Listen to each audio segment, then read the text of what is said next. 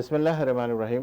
फ़ख्र पाकिस्तान के इस प्रोग्राम में आपका मेज़बान सलीम सातियानी पाकिस्तान और पाकिस्तान से बाहर देखने वाले वो तमाम नाज़रीन जो इस वक्त हमारे इस प्रोग्राम को देख रहे हैं उन्हें खुश आमदीद कहता है। नाज़रीन, आज जो शख्सियत मेरे साथ तशरीफ़ फरमा है उन्हें अल्लाह ताला ने बड़ी इज़्ज़त से नवाजा है और बिलख़ुसूस उन्होंने यूथ के ऊपर बड़ा काम किया। 31,000 से ज़्यादा स्टूडेंट्स और यूथ की प्रोफेशनल काउंसलिंग की है इन्होंने, और 11 साल तक इस कारोबारी सफ़र के से मुंसलिक रहे और 9,500 CV प्रोफाइल बनाने में मदद की, जिसमें वर्ल्ड लीडर भी शामिल हैं, और 100 से ज़्यादा लाइव एंड ब्रॉडकास्टिंग प्रोग्रामों में इन्होंने शिरकत की है और 7 नेशनल और इंटरनेशनल अवार्ड हासिल किए हैं। Founder and CEO spark visa consultant private limited के, और आप पाकिस्तान की ऐसी लीडिंग फर्म से मुंसलिक है जो ग्लोबल एंड AI टूल्स के ऊपर शुमार की जाती है। फाउंडर SBS एजुकेशन कंसल्टेंट है और जो 1400 से ज़्यादा मुल्क में वीज़े का काम कर रही है, जो 1200 से ज़्यादा इंटरनेशनल कॉलेजेस और यूनिवर्सिटी से मुंसलिक है। फाउंडर CV सॉल्यूशन है और इसके अलावा कॉर्पोरेट डायरेक्टर हैं ये Pak US business council federation of Pakistan chamber of commerce के। Deputy convener central standing committee FPCCI के, और मेंबर ऑवरिक standing committee federal Urdu university Karachi है ये, और प्रेसिडेंट है, इलेक्टेड प्रेसिडेंट है Rotary club of Karachi Blues के, और कन्वीनर वीज़ा फैसिलिटेशन कमेटी के IBF के ये मेंबर भी हैं। Vice president youth committee Pakistan excellence clubs के ये मेंबर हैं, और member mentor committee global forum के CEO हैं। हमारे साथ तशरीफ़ फरमा शाहजेब रईस साहब, इन्हें आज के इस प्रोग्राम में खुश आमदीद कहते हैं। अस्सलाम वालेकुम। वालेकुम अस्सलाम। Thank you Salim. माशाल्लाह, आप इतनी सारी जगहों से मुंसलिक हैं, तो मैं आपसे अपना हस्ब रिवायत वही सवाल से आगाज़ करता हूँ कि आप बचपन में कैसे थे, क्या शरारती थे, और आप ज़रा अपने बचपन के बारे में हमें बताएं। जज़ाकल्लाह। सबसे पहले तो थैंक्स आपका कि आपने एक तो इनवाइट किया, मुझे इस काबिल समझा। दूसरी बात ये कि माशाल्लाह आपने ज़बरदस्त एक रिसर्च जो अपनी की है और जो आपने स्टैट्स सारे शेयर करे वो ज़बरदस्त आपने एक्यूरेटली उसको आपने पब्लिश भी किया है। जहाँ तक बात आपने बचपन के सवाल के हवाले से बात की है, तो हर एक जो प्रोफेशनल होता है उसका जो बचपन होता है वो थोड़ा सा ज़रा चैलेंजिंग फेज़ में जा रहा होता है, ठीक है। उसकी एक और वजह ये होती है कि जब इस्टेब्लिश आप हो रहे होते हैं अपने करियर के अंदर, तो बहुत सारी ऐसी चीज़ें आ जाती हैं जो आप चैलेंजेस मुख्तलिफ़ किस्म के फेस कर रहे होते हैं। जो बचपन रहा वो हमेशा से सुलझा हुआ रहा। बचपन में जो एक्टिविटीज़ रहीं वो बड़ी सुलझी हुई एक्टिविटीज़ हमेशा से रहीं। मैं समझता हूँ कि उसका एक बड़ा क्रेडिट मेरी अपनी फैमिली को है, क्योंकि मैं समझता हूँ कि इसमें अपब्रिंगिंग बहुत मैटर करती है। तो मेरे दादा से लेकर मेरे वालिद साहब जो कि एक सोशल एक्टिविस्ट पाकिस्तान के रहे, तो जब उन्होंने हमारी अपब्रिंगिंग की तो मुझे लगा कि हम एक बड़े सुलझे हुए और बड़े सिंसियर और टारगेटेड और फोकस पर्सन हैं फ्रॉम द डे वन। उसकी मेजर वजह ये रही कि स्कूलिंग हमारी जिस तरह की रही, फिर हमारे घर में जिस तरह का इन्वायरमेंट क्रिएट रहा। मेरे मदर ने भी हमें बड़ा ज़बरदस्त एजुकेशन के हवाले से बड़ा सपोर्ट किया। फादर ने हमेशा अपना एक इम्पॉर्टेंट रोल प्ले किया। तो उसमें हमें लगा कि जितना भी हमने अपने दौर गुजारा है ना बचपन का, school level, college level and university level से, तो हमने एक तो क्रिकेट खेल के, अगर आप स्पोर्ट्स के हवाले से बात करें तो क्रिकेट हमारा इम्पॉर्टेंट शोबा था जिसमें हम कोशिश करते थे कुछ ना कुछ अपनी इस तरह की जो करिकुलर एक्टिविटीज़ में इंगेज रहें। और दूसरा स्कूलिंग भी बड़ी अच्छी थी हमारी, तो उस हवाले से मैं समझता हूँ कि शायद हमारा जो ओवरऑल जो बचपन रहा है वो हमेशा बड़ा अच्छा और सिंसियर रहा मेरा। तो मतलब बचपन में कहाँ रिहाइश थी? कराची के अंदर ही पैदाइश आपकी कराची में ही है, और किस एरिया के अंदर, ताकि वो लोग भी सुन सके। बहुत सारे लोगों से हमें पता चलता कि ऐसे बिल्कुल पसमानदा एरिया से आगे आते आते बढ़ें या आप अच्छे एरिया से आगे बढ़ें। जी अच्छा, नॉर्मली देखें आपने बिल्कुल सही बात आपने कही है कि जो नॉर्मली इस तरह की सक्सेस जिनको जब आगे जाके मिल जाती हैं, तो आप अगर उनके बैकग्राउंड पे जाते हैं तो आपको अंदाज़ा होता है कि वो बहुत समटाइम्स अंडर डेवलपिंग एरिया से निकले हुए होते हैं। तो मेरा ताल्लुक नॉर्थ कराची से रहा है। मेरी स्कूलिंग नॉर्थ कराची के एक अच्छे स्कूल की रही है। कोशिश मेरे पेरेंट्स ने यही की कि जो पूरे नॉर्थ कराची का बेहतर स्कूल है उसमें हमारी स्टडीज़ हो सके। तो जो मेरा एरिया जो था वो नॉर्थ कराची का था, और जो उस एरिया के अंदर जो ज़ाहिर आपके फ्रेंड सर्किल के अंदर जो लोग बनते थे या जो आपकी क्लासमेट्स होते थे, ज़ाहिर वो उसी मेंटालिटी के उसी बैकग्राउंड के वो आपको सारे लोग मिलते थे। तो लेकिन कोशिश हमारे पेरेंट्स ने यही की कि हमें वो इन्वायरमेंट क्रिएट किया जाए या वो इन्वायरमेंट दिया जाए जो कि हमारे फ्यूचर के लिए बड़ा बेनिफिशियल हो। उन बच्चों से बचा जा सके कि जो एक गलत राह की तरफ लेके जाते थे, क्योंकि आपको पता है इस तरह के एरियाज़ जो होते हैं, अंडर डेवलपिंग एरियाज, जो सबरब एरियाज़ होते हैं पाकिस्तान के या कराची की अगर हम स्पेशली बात करते हैं, तो उसमें बहुत सारी ऐसी जगहें हैं जहाँ आप अगर अपने बच्चे पे फोकस ना रखें तो वो बच्चा कहीं ना कहीं बेरा रवि की तरफ जा तो कोई सकता है। ऐसा वाकया बचपन के अंदर जो आपको याद हो कि आपने किसी से शरारत की या कोई ऐसा अचीवमेंट कि मज़ा आया, कि कोई ऐसी चीज़ याद आ रही है कुछ? अच्छा, बचपन में नॉर्मली अगर हम स्कूलिंग लेवल बाकी चीज़ों से अगर हम हट के बात करें तो क्रिकेट हमेशा से बड़ा अच्छा ज़ाहिर है वो एक हमारी एक्टिविटी रही है। तो आपको पता है कि नॉर्मली जब क्रिकेट के आपके जब मामला होते हैं तो समटाइम्स हम तो इतने क्रेजी थे क्रिकेट में कि अगर रमज़ान भी चल रहे हैं तो यहाँ हमने सहरी की और फजर की नमाज अदा की, और उसके बाद अगर वो जून जुलाई की छुट्टियाँ हैं तो हम क्रिकेट खेलने निकल जाते थे, और अच्छे खासे टाइम तक 4-5 घंटे रोज़े के साथ अपने क्रिकेट को परफॉर्म कर रहे होते थे। तो समटाइम्स ये होता था कि घर पे आके डांट भी पड़ती थी, और फिर दूसरी दफ़ा एक तो ये भी हुआ कि मेरा आफ्टरनून का स्कूल था जब मैं क्लास 6 से मैंने जो मैट्रिक किया मैंने, तो ये होता था कि हम जहाँ अपने स्कूल्स के बैग ला के रखते थे 5 बजे 4:30-5 बजे स्कूल्स के ऑफ होते थे, मगरिब का टाइम हम देख रहे होते थे कि मगरिब जो है अभी कितने घंटे बाकी हैं, आधा घंटा है 1 घंटा है, हमारे पास वो ग्रेस टाइम होता था क्रिकेट खेलने का। तो उसमें हमारी कोशिश होती है कि जितने ज़्यादा हम उस लिमिटेड टाइम के अंदर इंजॉय कर सकें। तो मैं क्रिकेट खेलने के लिए काफ़ी और भी मुख्तलिफ जो इलाकों के अंदर गया, तो उसमें भी अक्सर मेरी फैमिली की तरफ से मुझे काफ़ी डांट पड़ी कि अगर हम बकर बताए चले गए या इस तरह की चीज़ें रहीं। तो मैं समझता हूँ कि हमने क्रिकेट को बड़ा इंजॉय किया। माँ बाप की कोई ख़ास बात जो आपको नसीहत के साथ लेके चली हो, कोई ऐसी चीज़ जो आपको याद हो? हाँ बिल्कुल ऐसे ही है, जो फ्रॉम द डे वन उन्होंने जो हमें बताई वो ये कि किसी को धोखा नहीं देना है। आप अपना आगे जाके आप अपनी जॉब्स करें, बिजनेस करें, आप करियर में कहीं किसी भी शोबे में जाएं, आपने जो अपनी बुनियाद रखनी है, अपनी पर्सनैलिटी की जो आपने बुनियाद रखनी है वो आपने सिंसियर रखनी है, आपने सच बोलना है। मेरे दादा माशाल्लाह से जो है वो खुद हाजी थे, तो उन्होंने हज भी की है, फिर सऊदीया में रहे तो उम्रें माशाल्लाह काफ़ी की है, फिर मेरे वालिद साहब ने सारी चीज़ों को हमें साथ लेके चला। तो अंदाज़ा यही हुआ कि उसमें हमें जो सारी चीज़ें मिली उनकी उनकी वजह से, क्योंकि हमें सीखने को बहुत ज़्यादा मौका मिला। तो मैं समझता हूँ कि हमें अब उस चीज़ का रिग्रेट फील नहीं होता कि हम इस इलाके के अंदर पले बड़े और हम आगे बढ़े, क्योंकि मेरे पेरेंट्स ने मेरे वालिद साहब ने मुझे इस चीज़ का आने नहीं दिया कि हमें वो इन्वायरमेंट इस तरह का मिला हुआ है कि हम आगे नहीं बढ़ सकते। अल्हम्दुलिल्लाह हम आगे भी बढ़े फिर। अच्छा, आजकल के दौर के अंदर आप बिल्कुल बचपन के हवाले से गुफ्तगू हो रही थी। आजकल के दौर में बच्चे उठते बैठते अगर हम देखते हैं तो झूठ बहुत बोलते हैं। तो आप क्या समझते हैं कि पहले और माजी में और अभी में क्या फ़र्क नज़र आ रहा है इस तरह की चीज़ों? हाँ बड़ा अच्छा सवाल है आपका। देखिए झूठ बोलने वाली जो चीज़ है ना, वो मैं समझता हूँ कि आपकी घर से शुरू होती है।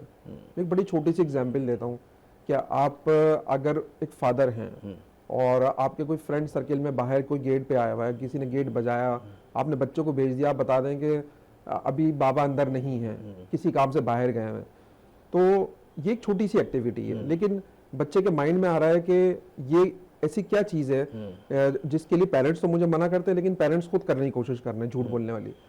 तो ये चीज़ आगे बढ़ती जाती है, फिर ये इस हद तक निकल जाती है अनफॉर्चुनेटली कि आप पेरेंट्स को डॉज देने लग जाते हैं।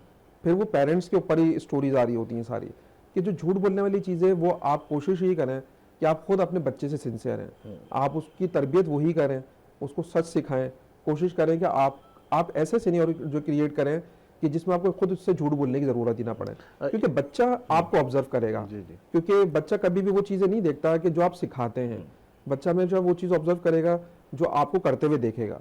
तो अगर आप सारी आपकी एक्टिविटीज़ पॉजिटिव हैं तो बच्चा भी पॉजिटिव चीज़। मेरा फ़ख्र पाकिस्तान का प्रोग्राम इस टाइप का है कि लोग जो है आप लोगों को देख के कुछ और नया करने की कोशिश करें और कुछ करने की कोशिश करें।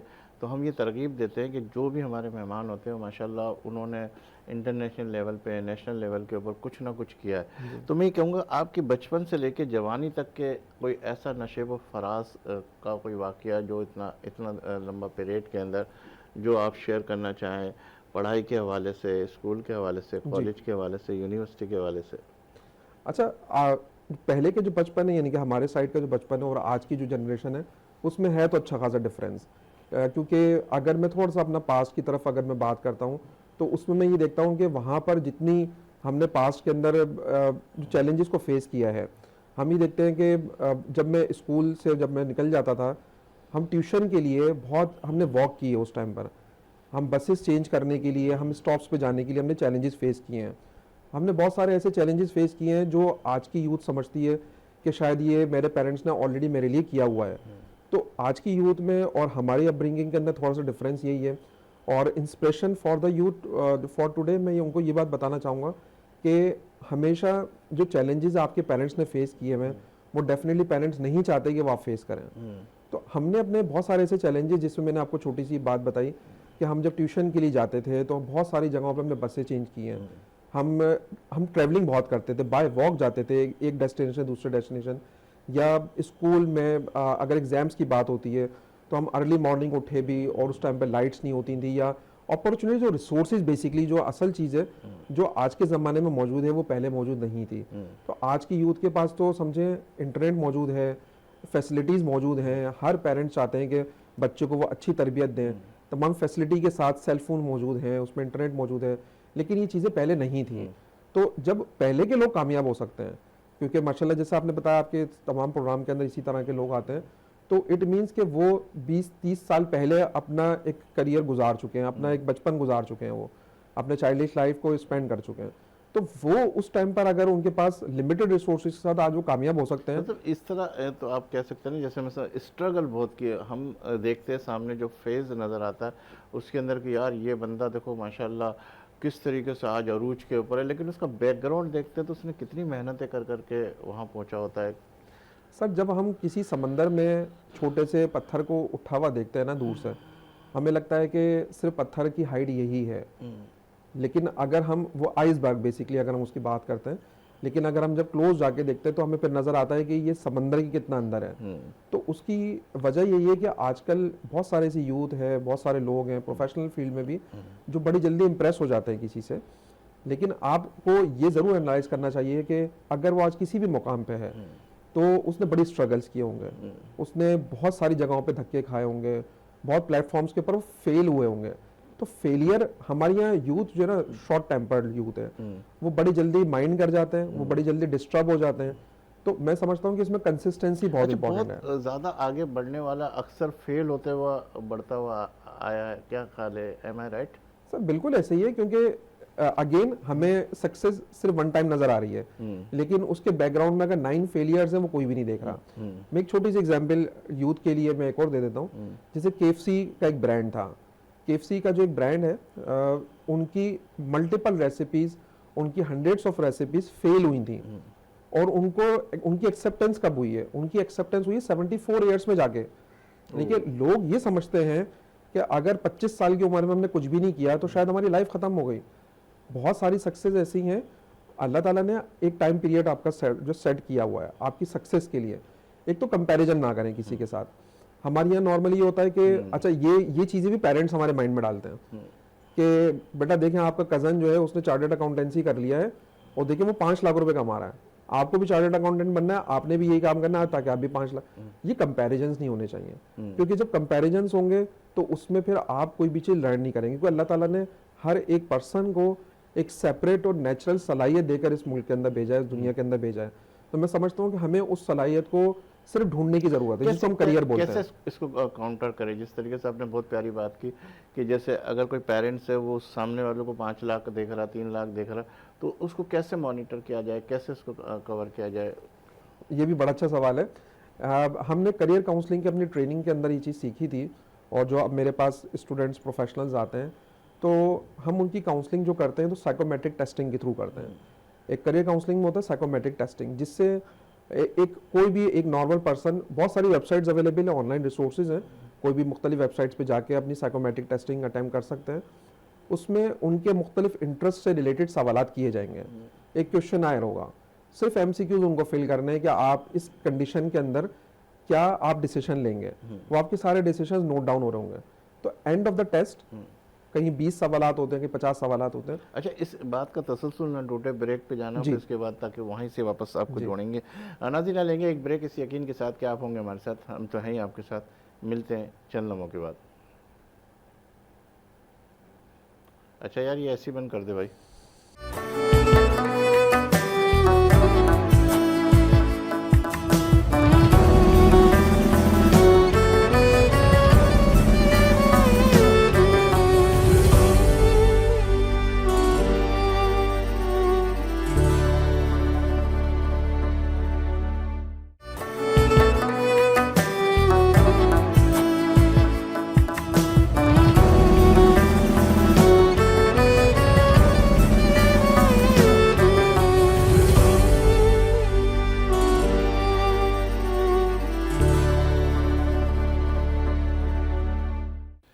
एक मतलब फिर फ़ख्र पाकिस्तान के इस प्रोग्राम में आपका मेज़बान सलीम सातनी उसी मोहब्बत, उसी प्यार, उसी अपनायत, उसी एहसास के साथ खुशामदीद कहता है। शोएब भाई, शाज़िब भाई आपसे बात हो रही थी और वो बात ब्रेक की तरफ तसलसल टूट गया हमारा, तो वहाँ से आप जी अगर याद है तो, नहीं तो मैं दोबारा जी सवाल को दोहराऊँ। जी।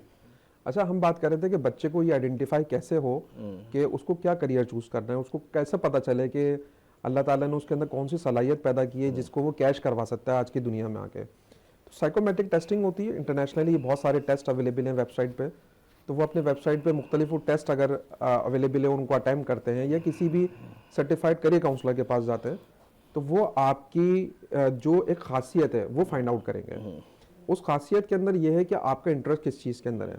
फॉर एग्जाम्पल, आप कहते हैं कि आपकी फैमिली कह रही है कि आप डॉक्टर बन जाएं, लेकिन अगर मैं आपसे पूछूं कि आपके 9th क्लास में बायोलॉजी में मार्क्स कितने हैं, आप बोले 59 मार्क्स हैं, और फिर मैं एक दो इंटरेस्ट और अगर आपके चेक करके मुख्तलिफ सवालात करके और आपसे जानने की कोशिश करूंगा, मुझे लगेगा कि आप तो डॉक्टर बन ही नहीं सकते, क्योंकि आपका इंटरेस्ट नहीं है, बायोलॉजी के अंदर इंटरेस्ट नहीं है, सब्जेक्ट मार्क्स नहीं है आपका, मुझे इंटरेस्ट नजर ही नहीं आ रहा कि आप किसी मेडिकल की फील्ड की तरफ जाते हैं, आपको जाना ही नहीं चाहिए। फिर सिर्फ ये करियर्स ये नहीं है, हमारे यहाँ करियर्स के अंदर स्पोर्ट्स भी है, हमारे यहाँ सिंगर्स भी लोग बनते हैं, हमारे यहाँ और भी शोबिज में लोग आ जाते हैं, मीडिया में लोग आ जाते हैं। तो हम लोग सिर्फ ये समझते हैं कि करियर में किसी को इंजीनियर बना दिया जाए, डॉक्टर बना दिया जाए या बिजनेस मैनेजमेंट के साइड पे लेकर आ जाए, तो वो जो अगर टेस्ट परफॉर्म करेंगे उससे उनका इंटरेस्ट आइडेंटिफाई हो जाएगा। और हमेशा सिर्फ एक आखिरी चीज़ वो ये कि यूथ को वही काम करना चाहिए जो उनके इंटरेस्ट से रिलेटेड हो, और उसी में अगर अपना करियर बनाएंगे तो कामयाब भी होंगे, उनको खुशी भी होगी। उसका तरीक़ेकार आप किस तरह जज करते हैं? मिसाल के तौर पे 40%, 60%, 70% के इसका इंटरेस्ट इसके अंदर इतना है तो हम इसको ये राय दें कि यहाँ चले जाए या वहाँ चले जाए। अच्छा, उसमें ये क्या, अगर मल्टीपल इंटरेस्ट सामने आ रहे होते हैं, जैसे किसी के हमने टेस्ट किया और 3 से 4 इंटरेस्ट सामने आ रहे हैं, फिर उसमें ग्रेडिंग्स हैं, जिसमें हमें ज़्यादा इंटरेस्ट नज़र आएगा हम प्रायोरिटी बना लेते हैं फिर उसको, कि जनाब मुझे आपका इंटरेस्ट जो मीडिया साइंसेस की तरफ भी नज़र आ रहा है, जो कि पहला इंटरेस्ट है आपका, सेकंड इंटरेस्ट मुझे बिजनेस मैनेजमेंट की तरफ नज़र आ रहा है आपका, और तीसरा इंटरेस्ट मुझे जर्नलिज्म की तरफ नज़र आ रहा है। तो अब इन 3 इंटरेस्ट में मैं देखूंगा कि इसने जो सवालात के रिस्पॉन्सेज दिए हैं वो किस इंटरेस्ट के सबसे ज़्यादा दिए हैं, मैं प्रेफरेंस बना दूंगा। अब उन 3 में से उसको हम ऑप्शन दे देते हैं बच्चे को, बेटा आपका ये इंटरेस्ट मुझे नज़र आ रहा है और इसके अकॉर्डिंग अब अपने बैचलर्स मास्टर्स प्रोग्राम में आप अपेयर हो सकते हैं, कोर्सेज कर सकते हैं। अब आप देखें कौन सी यूनिवर्सिटीज़ पाकिस्तान में काम कर रही हैं, पाकिस्तान के बाहर काम कर रही हैं यूनिवर्सिटीज़, उसको फिर आप सर्च करके उसमें एडमिशन ले सकते हैं। अच्छा, अब अगर मैं आपकी फैमिली के हवाले से मालूम करूँ तो कितने अफराद के ऊपर आपकी फैमिली है? माशाल्लाह। मेरे माशाल्लाह हम लोग 4 बहन भाई हैं और मेरा सेकंड नंबर है। मेरी सिस्टर मुझसे बड़ी हैं, गवर्नमेंट ऑफिसर है वो। इसके अलावा मेरे 2 छोटे भाई हैं, एक सॉफ्टवेयर हाउस रन करते हैं और एक पाकिस्तान से बाहर है, यूके में मौजूद है। तो सब अपने अपने कहीं ना कहीं करियर में अल्हम्दुलिल्लाह वो अकॉर्डिंगली फिट हुए में तमाम चीज़ें चल रही हैं। शादी कर लिया आपने? जी, मेरी अल्हम्दुलिल्लाह शादी हो चुकी है। कितने बच्चे हैं माशाल्लाह? मेरे 2 बच्चे हैं, एक बेटी है जो मामा पारसी में पढ़ती है और जो एक बेटा है वो भी एक अच्छे स्कूल में है। एक आजिज़ाना सवाल जो मैं अक्सर हमेशा तकरीबन मेरे जितने भी मेहमान आए उनसे करता हूँ, अगर दूसरी शादी का मौका मिला तो करेंगे? ये इंटरेस्टिंग क्वेश्चन तो ज़रूर हो सकता है लेकिन रियलिस्टिक नहीं हो सकता। उसकी वजह ये कि अगेन अभी तक हम जो सारी बात कर रहे थे सिंसेरिटी की बात कर रहे थे, तो मैं समझता हूँ कि मेरा हर एक चीज़ पे फोकस है। देखिए हमने बहुत सारी ज़्यादा नेशनल इंटरनेशनल ट्रेनिंग्स की, वर्क लाइफ बैलेंस हमने बड़ा इंपॉर्टेंट सीखा समझा। बहुत सारे लोग मुझसे ये पूछते हैं कि आप इतनी सारी एक्टिविटीज़, इतने सारे सोशल कनेक्शंस को कैसे आप हैंडल करते हैं या सपोर्ट करते हैं। मैं समझता हूँ कि मैं फैमिली को भी उतना ही टाइम देता हूँ, अपने आउटडोर्स को भी उतना ही टाइम देता हूँ, अपने बिजनेस को भी उतना ही पैरेलल में टाइम देता हूँ। तो मैं समझता हूँ हमारी जो घर पे बैठी हुई मिसेज हैं या बच्चे हैं उनको ज़रूरत है एक बाप की, उनको ज़रूरत है एक हस्बैंड की, और अगर हम फोकस्ड हैं अपने बच्चों के साथ, सिंसियर हैं और वो हमसे सिंसियर हैं, मैं समझता हूँ इन चीज़ों की भी ज़रूरत नहीं। तो माशाल्लाह जिस तरीके से आप मैनेज कर रहे हैं, जिस तरीके से आप अपनी सारी चीज़ों को, जैसे आपने बताया कि मैं हर जगह वो करता हूँ, तो टाइम निकालना आपके लिए कोई मुश्किल नहीं है। अगर 2 शादी भी करेंगे तो आप उसको भी सेट कर सकते हैं माशाल्लाह। इतने हर चीज़ में मास्टरमाइंड हैं आप जी। तो अगर मौका मिले तो नहीं करेंगे? देखिए अगेन उसमें बात यही है कि वैसे तो ज़ाहिर है इस्लाम में हमारे यहाँ 4 शादियाँ जायज़ है, या कहीं ऐसा तो नहीं है प्रोग्राम वाइफ देखेंगे तो वो नाराज़ ना हो जाए?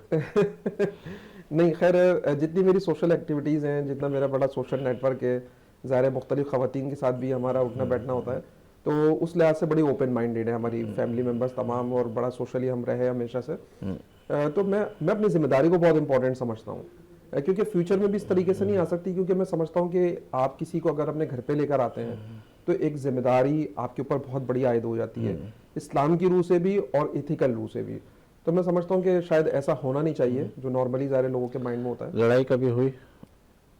छोटी मोटी नोकझोंक तो खैर होती रहती है। उसकी मेजर एक और भी वजह बता देता हूँ कि वो ये जब दो लीडर्स एक साथ मौजूद होते हैं तो कहीं ना कहीं नोकझोंक हो वो जाती भी है। लीडर है माशाल्लाह। जी, मेरी मिसेज जो है वो खुद भी एक एजुकेशनिस्ट है और वो खुद मेरी बिजनेस में मेरी बिजनेस पार्टनर भी हैं, और बताना चाहिए तो क्राइम पार्टनर भी हैं बेसिकली। हम बहुत सारी ऐसी जगहों पे हम लोग साथ होते हैं, बहुत सी एक्टिविटीज़ हम साथ परफॉर्म कर रहे होते हैं, सोशल हम फोरम्स पे अक्सर साथ होते हैं। बहुत सारे लोग हम लोग को जो कैजुअल भी इनवाइट कर रहे होते हैं, तो स्पाउस बेसिकली मेरे साथ ही होती है। अच्छा, कैरियर काउंसलिंग के हवाले से तो जिस तरह मेरे जहन के अंदर सवाल तो मैं लिख के भी लाया था, लेकिन कुछ बातें तो आपने कही, ये क्या है, इसकी क्यों ज़रूरत पेश आती है? क्या स्कूल लेवल के ऊपर, यूनिवर्सिटी लेवल के ऊपर, और कहाँ पर ये चीज़ें फ़ौरन आनी चाहिए ताकि जो है एक आदमी अपनी ज़िंदगी को अच्छा बना सके?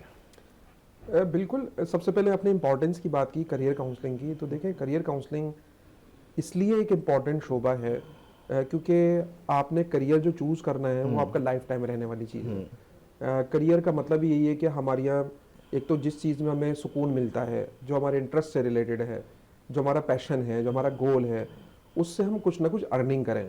अब वो जॉब करके करें, बिजनेस करके करें, अल्टीमेटली हमें कुछ ना कुछ अपनी ज़ाहिर ब्रेड एंड बटर को अपने फाइनल करना है।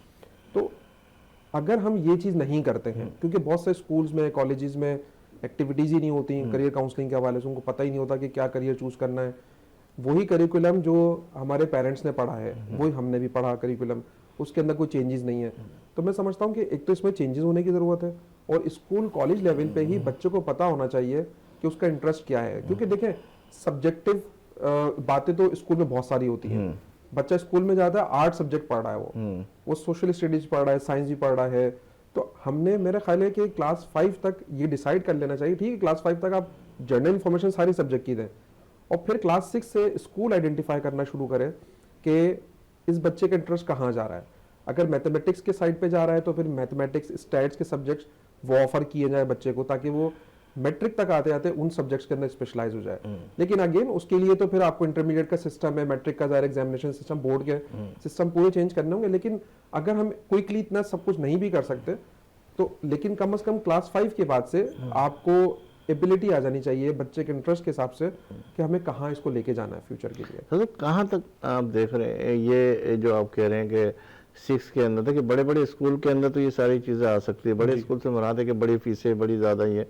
आप क्या समझते हैं कि जो हमारे बिल्कुल पसमानदा एरिया है उसके अंदर इतनी ज़्यादा फीसें नहीं है, वो इस चीज़ से थोड़ी सी कमी है, और कुछ इस तरफ भी थोड़ा सा कमी है? आप क्या समझते हैं कि कितने फीसद स्कूल काउंसलिंग के हवाले से, कैरियर गाइडेंस के हवाले से कुछ दे रहे हैं लोगों को या नहीं दे रहे हैं? सलीम साहब, इसमें मुख्तलिफ स्कूल्स कॉलेजेस को मेरी जानिब से प्रपोजल भेजे गए इस हवाले से कि जब हम बच्चे को 8 सब्जेक्ट्स पढ़ा रहे हैं तो सब्जेक्ट की भी ज़रूरत, तो ठीक है चले आप एग्ज़ाम्स के लिए कर ही रहे हैं, लेकिन अगर हम मंथली बेसिस पे, क्वार्टरली बेसिस पे कोई काउंसलिंग सेशन अगर हम बच्चे के लिए स्टार्ट कर लें, और हम उसमें से कोई छोटी सी नॉमिनल फीस अगर हमने सर्विसेज की चार्ज कर लें, तो आप यकीन करें कि ज़्यादातर इंस्टीट्यूशंस जो है, वो मेजॉरिटी इंस्टीट्यूशन वो कमर्शलिज्म पे काम कर रहे हैं। वो डेफिनेटली अगर हमारा एक्सपेंस अगर वो ऐड कर लेंगे, हाँ ये एक्सपेंस ज़रूर ऐड कर सकते हैं कि जनरेटर अगर उन्होंने अपने स्कूल में लगाया है तो 5,000 फीस में उन्होंने इंक्रीज़ कर दी है, सिक्योरिटी अगर उन्होंने इंक्रीज़ कर दी, CCTV कैमरा लगा दिए, या आपने यूनिफॉर्म खरीदना है, आपने जो बच्चे का जो स्कूल की किताबें खरीदनी है। लेकिन अगर हम उनको ये बोलेंगे कि आपने बच्चे करे काउंसलिंग के लिए 1,000 रुपये अपनी फीस में ऐड कर दें, वो स्कूल्स नहीं करते नॉर्मली। तो अच्छा, लेकिन इसके लिए हमने काम ये किया था, जब मैंने ये देखा कि स्कूल्स रिस्पॉन्ड नहीं करते, तो सेकेंड एंड पर फिर हमने काम ये किया कि हमने कुछ आउटसाइड फंडिंग्स लेनी शुरू करी। मैंने यूएसएड की फंडिंग्स पे काम किया, लियारी में, सुल्तानाबाद में मैंने काम किया। हमने उसमें स्कूल्स कॉलेजेस में जाके फ्री काउंसलिंग दी है। तो हमने बहुत सारे स्कूल्स को टारगेट किया, सेट किया, फिर उनके फाइनल लिस्टिंग की, फिर हमने अप्रूव करवाया उस पूरे प्रोजेक्ट को, और स्कूल कॉलेज में जाके हमने फिर फ्री काउंसलिंग दी है।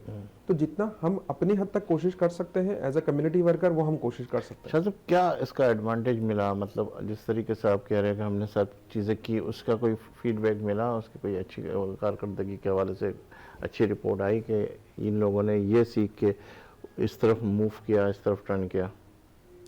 अच्छा, उसमें यह है कि जब हमने सुल्तानाबाद में प्रोजेक्ट किया था तो हमने इसकी पूरी रिपोर्टिंग यूएसएड को सबमिट भी की थी इस हवाले से। और उसमें जो आपने इम्पैक्ट की बात की है कि ठीक है चले, अब हमने ये काउंसलिंग भी कर दी, बच्चों को गाइड भी कर दिया, तो उसका रिजल्ट्स क्या निकले, उसका इम्पैक्ट क्या क्रिएट हुआ। तो हमने ये समझा, क्योंकि वो 6 दिन की एक लॉन्ग ट्रेनिंग थी, हर दिन हम एक नई चीज़ काउंसलिंग में, साइकोमेट्रिक टेस्टिंग, फिर और करियर प्लानिंग हम सब सिखाते थे बच्चों को। तो हमने एंड ऑफ द डे ये एनालाइज किया मुख्तलिफ एग्जामिनेशन के थ्रू, अगेन काउंसलिंग में मुख्तलिफ जब सवालात हम बच्चों से करते हैं, हमने इम्प्रूवमेंट बहुत ज़्यादा देखी बच्चों में। और बच्चे अब अवेयर हो गए थे, एम्पावर हो गए थे बच्चे, कि उन्होंने ये एनालाइज कर लिया था कि करियर हम एक तो अपनी मर्जी से चूज करेंगे, और हमने करियर कौन सा चूज करना है।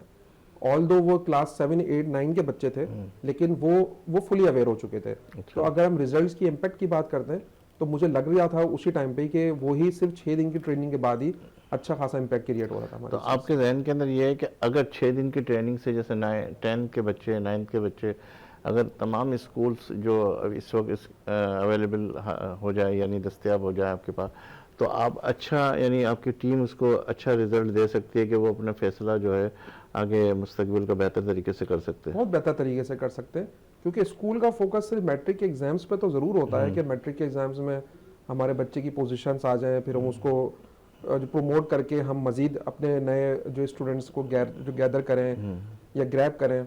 लेकिन अगर वो काउंसलिंग करते हैं तो देखें, इसमें स्कूल्स कॉलेजेस का क्या बेनिफिट है। आपका बच्चा अगर सही करियर चूज करेगा तो वो आपका एलिमनाई है, आप एक एलिमनाई डायरेक्टरी बना लें। आपका बच्चा पास आउट होके गया तो आपको फ्यूचर में 5 साल 10 साल का पता है, डिफरेंस जरूर आएगा।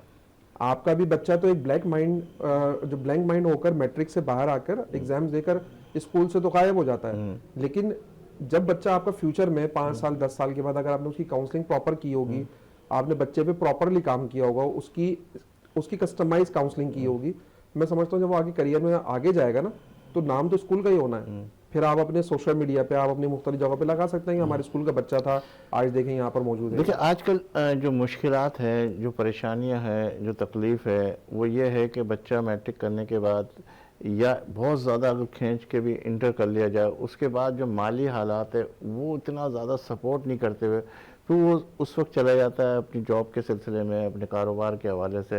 वो कहता है कि यार मैं पहले यहाँ घर को पूरा करूँ या उसको करूँ। तो वो जो है ना, उसके बाद जो पिक्चर, जो मंजरनामा नज़र आता है ना, उसमें बहुत सारे स्टूडेंट्स गायब हो जाते हैं। देखिए, मैं समझता हूँ कि शायद अब जो है ना वो ट्रेडिशनल सिचुएशन से हमें बाहर निकलना पड़ेगा। अब जो 21वीं सदी जिसमें हम ज़ाहिर है आगे बढ़ रहे हैं, हमारी जनरेशन जी है, उनको अपने ट्रेडिशनल फेज से बाहर निकलना होगा। ट्रेडिशनल फेज जो हमने अभी तक किया है पास्ट के अंदर के मैट्रिक में, इंटरमीडिएट के बाद से हमने जॉब्स स्टार्ट की, फिर एक कोशिश की कि अपने खुद सेल्फ अर्निंग भी कर सके और उससे हम अपनी फीसेस यूनिवर्सिटी कॉलेज खुद पे करें। लेकिन अब बच्चों के पास अगेन बहुत से रिसोर्सेज अवेलेबल हैं। मैं आपको अभी की बात भी बताता हूँ कि बहुत सारे ऐसे नेशनल और international courses free of cost हो रहे हैं, इंटरनेट पर अवेलेबल हैं, ऑनलाइन अवेलेबल हैं। कराची के मुख्तलिफ इंस्टीट्यूशंस नेफ्टेक से, स्टेफ्टा से बहुत सारे ऐसे फ्री कोर्सेज करवा रहे हैं। वो लैंग्वेजेस जैसे पाइथन लैंग्वेज है, बड़ी महंगी तरीन लैंग्वेज है, और अगर कोई भी स्टूडेंट अगर वो कर लेता है तो वो अच्छे खासे अर्न कर सकता है। लेकिन पॉजिटिव साइड को देखना ज़्यादा ज़रूरी है, बजाय उसके कि उन लोगों के फॉलोअर्स बन जाएं जो टिकटॉक पे या जो यूट्यूब के ऊपर मुख्तलिफ वीडियोस बना के अपने सिर्फ व्यूज लेकर आते हैं और आज उनका कारोबार चमका हुआ है, कल नहीं है। इससे ज़्यादा बेहतर ये कि बहुत से ऐसे डिजिटल मार्केटिंग के, SEO के, IT से रिलेटेड, साइबर सिक्योरिटी, AI, इन तमाम चीज़ों के courses online with in the Karachi, with in the Pakistan, outside of the Pakistan सब अवेलेबल हैं। तो हमें ट्रेडिशन से थोड़ा सा बाहर निकलना पड़ेगा। तो अगर क्लास 6 का भी बच्चा है अगर वो, तो उसकी कोई प्रीरिक्विजिट रिक्वायरमेंट नहीं है कि वो इस कोर्स के लिए ये एज लिमिट होनी चाहिए या ये कोर्स। वो बच्चा क्लास 6 के एग्जाम देता है, लेकिन पेरेंट्स को चाहिए इस तरह के रिसोर्सेज निकालें, कोशिश करेंगे बच्चे को 1 से 2 घंटे की वो क्लासेस भी दिलवाएं, ताकि बच्चा अभी से ही उस फेज के अंदर एंटर हो जाए कि जहां वो चाहे तो थोड़ी सी कोई ऑनलाइन अर्निंग स्टार्ट कर दे। तो मैं समझता हूँ कि शायद वो जब मैट्रिक इंटर के साइड पे जब जाएगा ना, उसको वो प्रॉब्लम नहीं आएंगी जो हमारे ज़माने में आई कि हमने मैट्रिक इंटर किया और फौरन जॉब्स स्टार्ट कर दी। 3000 के लिए हम एक लंबे रूट पे जाते थे। इतनी बड़ी बात है कि आप माशाल्लाह एक ऐसी शख्सियत है जिन्होंने इतने सारे शोबों में काम किया और यूथ के हवाले से काम किया, उस पर भी अभी गुफ्तगू हम करेंगे। मतलब जॉब के साथ साथ लेके चले, मतलब अगर देखा जाए तो उस वक्त इतनी सारी चीज़ें अवेलेबल नहीं थी और आज इतनी सारी चीज़ें अवेलेबल है। अगर एक शख्स चाहे तो बहुत सारी चीज़ें कर सकता है, आसानी के साथ कर सकता है। ब्रेक के बाद फिर आपसे गुफ्तगू करते हैं नाज़रीन, यहाँ लेंगे एक ब्रेक और फिर इसके बाद आपसे दोबारा मुलाकात करते हैं।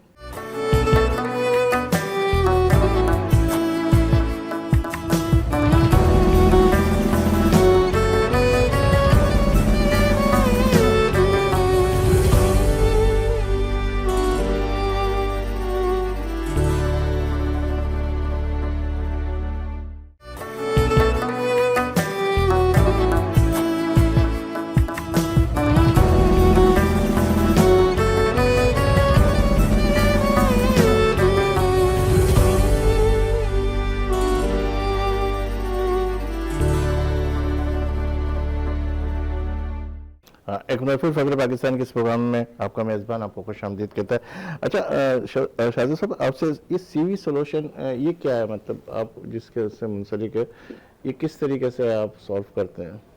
अच्छा, इसमें ऐसा है कि जब कोविड स्टार्ट हुआ 2020 में, तो चूँकि जब हमने करियर काउंसलिंग की थी, मैंने CV राइटिंग पे कुछ ट्रेनिंग्स मैंने ली थी पहले भी, तो 2020 में फिर मैंने इस प्रोजेक्ट को स्टार्ट किया CV सोल्यूशन के नाम से, और इसमें कोशिश ये की कि हम ऑनलाइन सर्विसेज प्रोवाइड करें। और चूंकि मेरा शोबा CV राइटिंग और कवर लेटर और लिंक्डइन प्रोफाइल राइटिंग के हवाले से कुछ एक्सपर्टीज मेरी थी, तो मैंने कोशिश ये की कि उसको सेल आउट किया जाए, क्योंकि ड्यूरिंग द कोविड हमारी वीज़ा कंसल्टेंसी का काम थोड़ा सा डाउनवर्ड आया। हमने कोशिश की कि इस सर्विसेज को हमें स्टार्ट लिया जाए।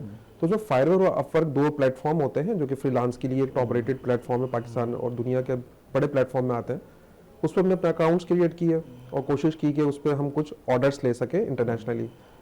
तो जो आपने जिक्र स्टार्ट में किया था 9,500 CVs का, तो उसमें मैं समझता हूँ कि शायद 95% CVs वो तमाम इंटरनेशनली मैंने बनाई हुई है। माशाल्लाह। पाकिस्तान के उसमें क्लाइंट शायद ही कोई ना, थोड़े बहुत क्लाइंट हो सकते हैं उसमें 5% के करीब। तो सिर्फ ये जर्नी जो मेरा रहा वो 2020 से लेकर 2023 तक के दरमियान का मेरा जर्नी वो रहा। उस 2 से 3 साल के अंदर मैंने तकरीबन कोई 9,000 CVs बनाई थी, और अगर हम पिछले से 2 साल की बात करें तो तकरीबन मैं 400-500 CVs अभी तक बना चुका हूँ। तो इस ड्यूरेशन के अंदर जब हमने इंटरनेशनल एक्सपोजर को लेना शुरू किया, तो उसमें बहुत सारे ऐसे लोग मिले मुझे कि जिनका ताल्लुक Yale University, Oxford University, Cambridge University से था, वो वहाँ के प्रोफेसर्स थे। मुझे ऐसे भी लोग मिले जो नासा के साइंटिस्ट थे, उनकी सीरीज मैंने पाकिस्तान में बनाई। फिर यूएस के जो पर्सनल्स होते हैं, जो सिक्योरिटी फोर्सेस के लोग हैं, उनकी मैंने सीरीज बनाई है। इस तरह के और बेशतर मतलब तकरीबन 19 इंडस्ट्रीज से लोग मेरे पास आए जो मुझसे सर्विसेज लेते थे। तो उसके बाद मुझे एक बैज मिला जो कि कहलाता है टॉप रेटेड बैज। तो मुझे पाकिस्तान का टॉप रेटेड का बैज भी मुझे मिला दोनों शोबों में, और सीवी की सर्विसेज चलती रही मेरी। तो सीवी, कवर लेटर राइटिंग और लिंक्डइन प्रोफाइल, जो कि आज जॉब लेने के लिए बहुत इजी टूल है, और हम लोग नॉर्मली पाकिस्तान के अंदर सीवी को इम्पोर्टेंस इतनी ज़्यादा नहीं देते हैं। तो मैं समझता हूँ कि वो इम्पोर्टेंस होना बहुत ज़्यादा ज़रूरी है, क्योंकि उसकी वजह यही है कि जब 2 साल के अंदर, क्योंकि और मेरे अलावा भी तो काफ़ी सारे राइटर्स होंगे, लेकिन जब मुझसे सर्विसेज 9,000 लोगों ने लिए, तो इट मीन्स इंटरनेशनली लोग समझते हैं कि सीवी राइटिंग की क्या इंपॉर्टेंस है। और आज के तब, क्योंकि देखिए इसका एक बड़ा सिंपल सा फॉर्मूला है या रूल है इसका, वो यही है कि अगर आप कोई 50,000 की जॉब के लिए अप्लाई करते हैं, और अगर आप 5,000 रुपये अपनी सीवी पे इन्वेस्ट कर सकते हैं, जो कि 10% होता है आपकी सैलरी का, मैं समझता हूँ आपको वो बहुत ज्यादा मैटर करेगी। क्योंकि देखिए ब्रांड मैनेजमेंट, पाकिस्तान के अंदर भी अगर सीवी की बात की जाए या इंटरनेशनल लेवल के ऊपर बात की जाए, जो आप कह रहे हैं कि सीवी बहुत अच्छी बननी चाहिए, क्या विद इन द पाकिस्तान भी इंपॉर्टेंट है?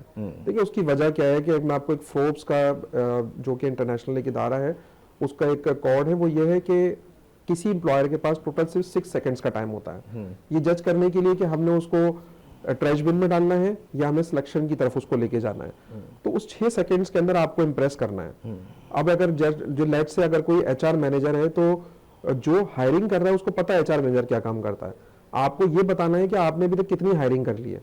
तो जितना क्वांटिटेटिव डाटा अवेलेबल होगा आपके रिज्यूमे पे, उतने ही आपके बेनिफिशियल चांसेस होंगे।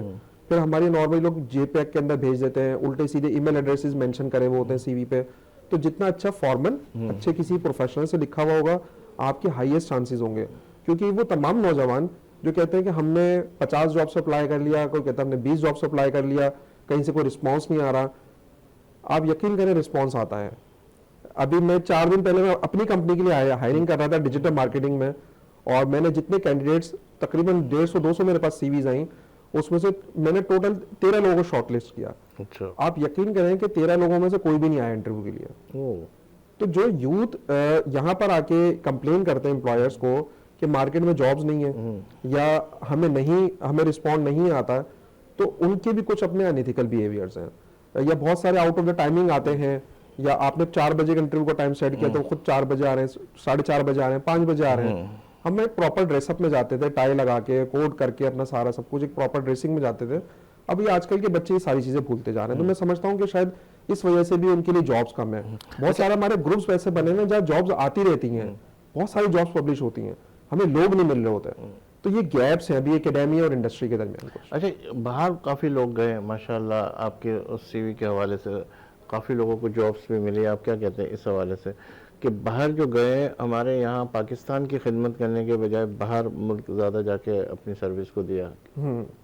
देखिए, उसकी दोनों वजूहात हैं। एक तो ये कि जो वो यहाँ पर पाकिस्तान में ऑलरेडी काम कर रहे थे, उनको अपने स्किल्स के अगेंस्ट में वो अमाउंट नहीं मिल रहा था उनको, या वो फैसिलिटेशन किसका कसूर है? मतलब हमारी हुकूमत का कसूर है या हमारे लोगों का कसूर है, या कारोबार इतने अच्छे मुस्तहकम नहीं थे इस वजह से ये सारी चीज़ें? देखिए, कारोबार का तो है ही अपनी सिचुएशन कि अगर ये ब्लेम किया जाए कि एक एम्प्लॉयर जो है इतनी ज़्यादा हमें सैलरी क्यों नहीं दे रहे, वो अपना तो एक बड़े बड़े ऑफिस रख के बैठे हैं, तो हमें क्यों नहीं सैलरी दे रहे, तो वो तो खैर अपनी जगह है। लेकिन उससे भी बड़ा जो मामला है ना, वो गवर्नमेंट का अपना है। क्योंकि देखिए, गवर्नमेंट में बहुत सारे ऐसे टैक्सेशंस, बहुत से ऐसे मामलात हो जाते हैं जो बिजनेस कम्युनिटी के लिए बड़े प्रॉब्लम क्रिएट हो जाती है बाज़ औक़ात, और उनको सारी चीज़ों को कैटर करके चलना बड़ा मुश्किलात में आ जाती हैं। तो मैं समझता हूँ कि शायद जो एक सैलरी गेज पाकिस्तान में दिया जाता है किसी भी स्किलफुल पर्सन को, वो मेरा ख्याल है कि कम है। मैं इस बात को मानता हूँ कि वो कम है, लेकिन बाहर ममालिक में उसकी ज़्यादा अप्रेजल दिया जाता है, ज़्यादा उनको उसके अगेंस्ट में सैलरीज मिलती है, फैसिलिटेशंस मिलती हैं। क्योंकि एक किसी मुकाम पे आके किसी के लिए सिर्फ फाइनेंशियल्स मैटर नहीं करते, उनके नॉन फाइनेंशियल्स इंसेंटिव्स भी होते हैं बहुत सारी कंपनीज के। अच्छा, अवार्ड की तरफ अगर मैं बात करूं, उससे पहले मुख्तसर जवाब आपसे लूँगा।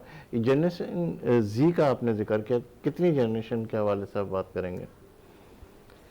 जो जनरेशन जी है, जो आज के टाइम पे अब वो अपब्रिंगिंग की तरफ आ रहे हैं, और अभी इस टाइम पर वो कॉलेजेस में हैं, जो मोबाइल फ़ोन यूज़ कर रहे हैं, यूट्यूब को देख रहे हैं, मैं समझता हूँ वो तमाम जेन जी है, और वो किसी हद तक तो फायदेमंद है, क्योंकि बहुत सारी चीज़ों को अच्छा अडॉप्ट कर रहे हैं और बड़ा स्किलफुल है। मैं समझता हूँ कि शायद हमसे ज़्यादा स्किलफुल है। उनको अच्छी डायरेक्शन की ज़रूरत है।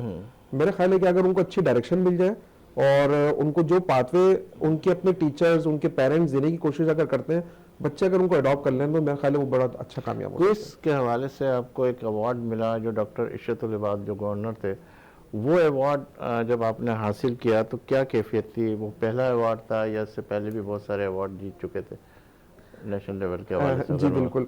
अच्छा, उसमें ऐसा है कि मैंने क्विज कॉम्पिटिशन्स कुछ किए मैंने, और हमारे बड़े अच्छे दोस्त हैं, हमारे बड़े उस्ताद हैं हाफिज़ नसीम साहब, जिनकी अपनी क्विज़ एसोसिएशन भी है, तो वो मुझे अक्सर प्रोग्राम्स के अंदर इन्वाइट करते थे क्विज़ के हवाले से, और हमने पाकिस्तान के लिए मुख्तलिफ चीज़ों में हमने 14 अगस्त के हवाले से, 6 सितंबर के हवाले से, और पाकिस्तान की जो तहरीक पाकिस्तान जो रही, उसकी सारी जो तहरीक थी, उस पर हमने काफ़ी क्विज कॉम्पिटिशन्स को विन किया। तो उसमें मुझे एक अपॉर्चुनिटी मिली जब अहमद शाह साहब ने आर्ट्स काउंसिल के अंदर जो पहला यूथ फेस्टिवल उन्होंने स्टार्ट किया, 2008 की बात है ये। तो उस टाइम पर मैंने ऐसे ही पार्टिसिपेट कर लिया था, तो मुझे इतने बड़े पोजीशन का अंदाज़ा नहीं था कि कितने वहाँ पार्टिसिपेंट्स होंगे या मेरी उधर जो मतलब पोजीशन क्या बनेगी। तो जब हम आगे बढ़ते गए, सेगमेंट्स आगे की तरफ जाते गए, तो अल्हम्दुलिल्लाह वो उसमें मुझे सेकंड पोजीशन मुझे मिली। फिर जब नेक्स्ट फेज़ आया 2009 का, जो सेकंड यूथ फेस्टिवल जब उन्होंने अनाउंस किया, तो उस टाइम में मेरी फर्स्ट पोजीशन थी। तो इशरतुल इबाद साहब जो है वो उस टाइम पर गवर्नर साहब थे, और उन्होंने मैं 25,000 का कैश अवार्ड भी दिया। तो एक्साइटमेंट की जो बेसिकली आपने बात की है, तो एक्साइटमेंट अच्छी खासी थी, क्योंकि मेरे लिए ये एजाज़ की बात थी, क्योंकि वो पूरे सिंध का था और मुख्तलिफ कॉलेज यूनिवर्सिटीज़ के स्टूडेंट्स थे, और मैं तो सिर्फ इसको एज ए शौकिया जो है मैं अपने क्विज में पार्टिसिपेट कर लेता, क्योंकि नॉलेज को शेयर करने की भी, नॉलेज को लेने की मेरी शुरू से बड़ी अच्छी आदत थी। तो मैं समझता था कि शायद ये सिर्फ ऐसी एक्टिविटी है। इंटरनेशनल अवार्ड की बात कर लो तो मुख्तसरन, क्योंकि वक्त जी मुझे बताया जा रहा है कि बहुत कम है जी, तो वो कौन सा अवार्ड मिला था? अच्छा, मुझे इंटरनेशनली एक तो रशियन गवर्नमेंट ने, मिनिस्ट्री ऑफ रशिया ने एक दफ़ा इनवाइट किया था, हमारी एजुकेशन कॉन्फ्रेंस थी पूरी वहाँ पर, मुख्तलिफ यूनिवर्सिटीज़ के वाइस चांसलर्स, और उसमें मैं भी डेलीगेशन में शामिल था, तो हमें एक अवार्ड हमें वहाँ पर जो दिया गया। और दूसरा अज़रबैजान में एक यूथ ग्लोबल यूथ समिट हुआ था, तो यूथ के हवाले से उनको जितने भी पाकिस्तान में और मुख्तलिफ कंट्रीज़ के अंदर जिन्होंने पाकिस्तान के लिए कोई यूथ के हवाले से काम किए थे, तो मैंने उसमें भी पाकिस्तान की रिप्रेजेंटेशन की थी, तो मुझे वहाँ पर भी ग्लोबल मुझे एक अवार्ड मिला था। तो मुझे इंटरनेशनली ये अवार्ड्स है, बाकी नेशनल तो काफ़ी सारे माशाल्लाह अवार्ड्स। इस वक्त पाकिस्तान के अंदर यूथ पे काम हो रहा है, अभी जो मौजूदा हुकूमत है कुछ ना कुछ इसके अंदर भी हाईलाइट हो रही है, क्या कहते हैं? मैं समझता हूँ जो सिंध की यूथ मिनिस्ट्री है वो बड़ी कनेक्टेड है, और वो हम जैसे बहुत से इन्फ्लुएंसर्स के साथ कनेक्टेड है, और बहुत से प्रोजेक्ट्स में वो काम करना चाहते हैं, उनके बजट मौजूद है। तो अभी कल भी 2 से 3 दिन की एग्जीबिशन थी, टेक एग्जीबिशन थी, बड़ा ज़बरदस्त उन्होंने स्टार्टअप्स पर सारा काम किया हुआ था। तो मैं समझता हूँ कि यूथ मिनिस्ट्री अच्छा काम कर रही है, और यूथ के पास यूथ मिनिस्ट्री के फंड्स भी मौजूद हैं, बड़ा अच्छा सपोर्ट भी करते हैं, और यूथ के लिए मुख्तलिफ प्लेटफॉर्म और मुख्तलिफ तरह के प्रोग्राम्स लेकर अभी आते हैं। आपसे अच्छा काम हो रहा एक है। जुमला आपसे चाहूँगा इस मैसेज के हवाले से, प्रोग्राम एंड है हमारा। जी जी। अच्छा, मैसेज बस मेरा हमेशा से अपने देखने वालों को, अपने चाहने वालों को हमेशा से यही होता है कि आप कभी भी लाइफ में आगे की तरफ बढ़ते हैं, अपने टीचर्स की रिस्पेक्ट ज़रूर रखें। जितने भी आगे आपको बढ़ने वाले लोग नज़र आएंगे वो अपने बड़ों की रिस्पेक्ट करते हैं। आज के ज़माने में ये होने लगा अनफॉर्चुनेटली कि टीचर्स मेंटोर्स नहीं बनते हैं। आप अपने अच्छे टीचर्स बनाएं, आप अपने अच्छे मेंटोर्स बनाएं।